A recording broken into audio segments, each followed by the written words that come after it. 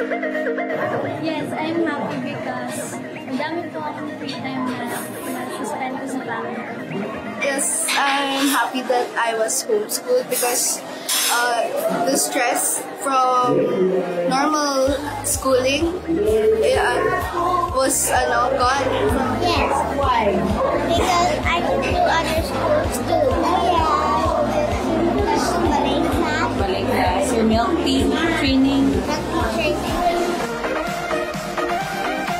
She gets a lot of extracurricular activities going on around her, and she gets to travel with us, so she's enjoying every minute of it. So, ang focus talaga sa aral, kaya nag-excel.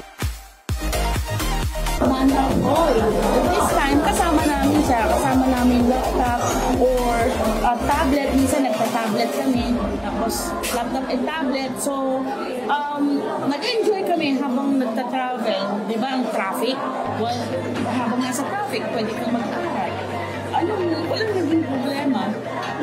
The only challenges I faced was the time management. The challenge maybe is from having a teacher to teach your kid and giving like you full time to your kid. So maybe if you can't afford to have tutor, father would do 3 subjects and the mother would do 3 subjects, but that's only if you don't have a tutor. I've been thinking to be an accountant or a lawyer.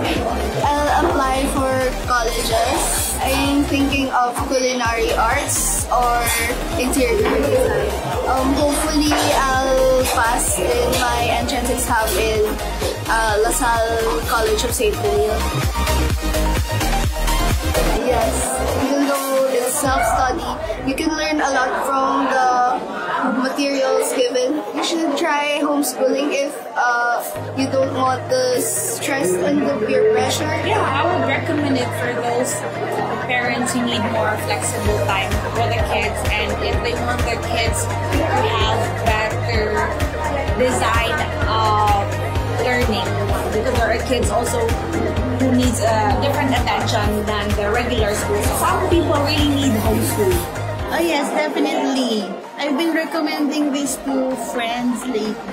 But I can say that it is not for everybody, but it is, I think, for majority who has enough discipline. Try niyo po mag-homeschool, masaya po.